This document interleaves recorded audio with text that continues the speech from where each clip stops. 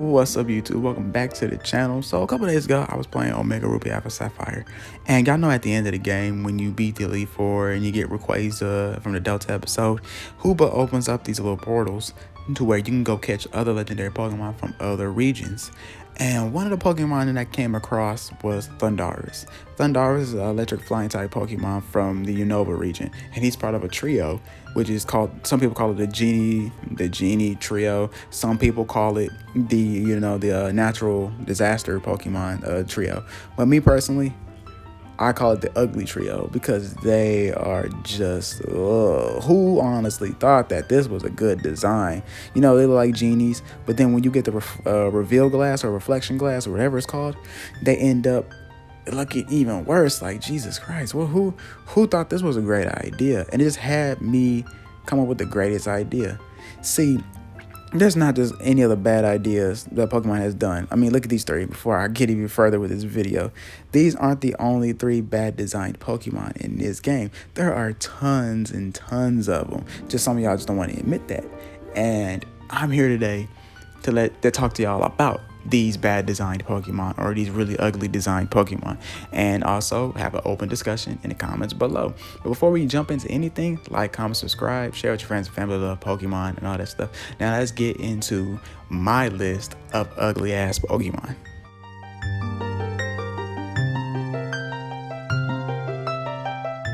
Now, to start off this video, I want to sit here and talk about that one Pokemon that just fueled my nightmares from Generation 1. And that is the Nicki Minaj knockoff, Jinx. Jinx is an ice type Pokemon. I think it's Ice Psychic later on down the line, but I just know it as Ice because I remember in Gen 1. But then again, did I ever like using it? I never used it at all. Now, Pokemon did get in trouble a couple years back, a while back actually. That was Jinx's original form. She was Blackface, and they had to change it to purple. Or they just could have got rid of the Pokemon altogether, because either way, changing the skin color, still ugly as fuck. And it has a pre-evolution as well called Smoochum or Smoochy or whatever. And that is just, man, it's like before, after, God, I can't even come up with a joke for this one. This is how ugly that Pokemon is. See, Smoochum was introduced, I think, in the Johto, because it was, it's a baby Pokemon, just like a lead kid, Magby, all that stuff. But it didn't get a third evolution after Jinx, and I would have thought that, maybe they should give it one so it's not that damn ugly.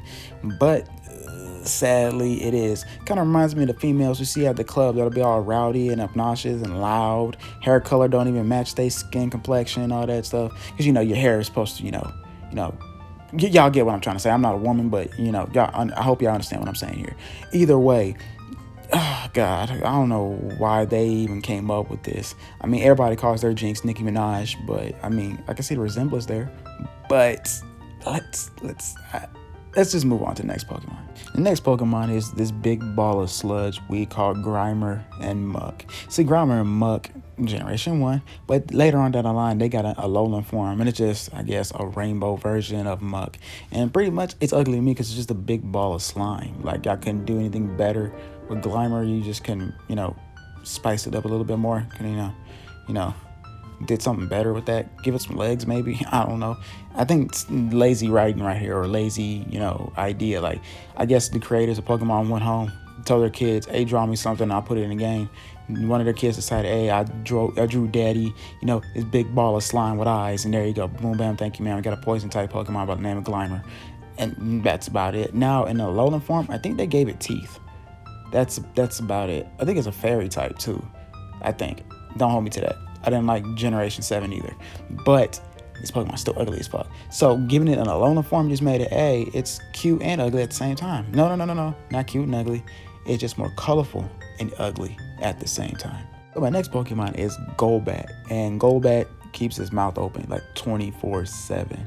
Like Zubat, it can close its mouth. Crobat, it can close its mouth. But I guess Golbat decided it doesn't want to close its mouth, I guess. And I'm like, think about all the stuff that flies into its mouth when it's in battle. And have you seen its original design in the actual red and blue games? It looks even more like, what the fuck? Like, it's nightmare fuel, like I said. Most Pokemon in Generation 1, that if you played it on red and blue, nightmare fuel. Like, seriously, I mean, look at it. Its tongue's out, spit all over the way, all everywhere. It's just like, who thought this was thought that this was a good idea? Now I'm glad next generation they gave us Crobat. They're right, they're wrongs, and it's Abomination. They call it Bat Pokemon and whatever. And speaking of abominations, let's gonna jump and talk about Bellsprout, Victory Bell, and Weeping Bell, because they have their mouths open 24/7 too. Now I forgot what flower Bellsprout is supposed to be resembling, but I know Victory Bell is probably Venus Flytrap, if my memory serves me correctly. And yeah, I used it like one time through a playthrough of Pokemon Let's Go Pikachu. And yeah, I kind of regret it because it's not that great of a grass Pokemon. But the reason why it's that is because it's ugly as hell. Now, it looks like a bell, but it's just like, oh my god. And it's funny because in Pokemon, the animated series, James from Team Rocket had a Victory Bell, and its scream was just, oh, it's like nails on a chalkboard. It sounded like it was dying. It was like in agonizing pain, but it really wasn't. And it ate James like every episode. So it was like, why would you get this Pokemon? Who thought this was a good idea? Erica used it. I think she was like the 5th gym leader in the Kanto region. She used it, and I was ready to put that Pokemon out of its misery because, I mean, just look at it, y'all. Ladies and gentlemen, this is probably one of the ugliest grass Pokemon I done seen.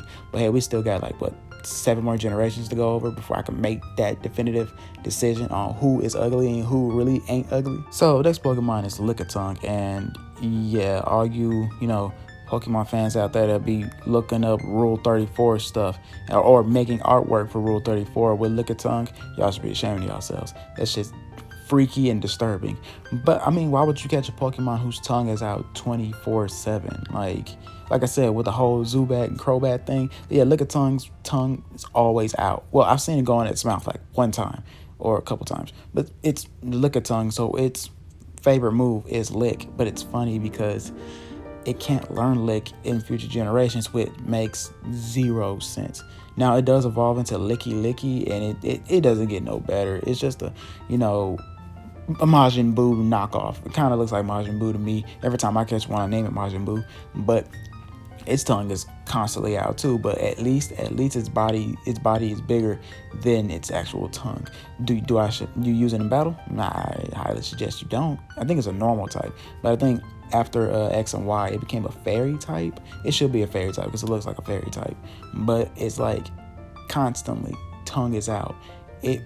I wouldn't be surprised if somebody stepped on its tongue before, or it stepped on its own tongue. So I mean, like, you gotta take precaution when you're around this Pokemon because we don't know where that tongue has been. Now, the debate on which Pokemon is legit trash or what group or generation is just complete sorry.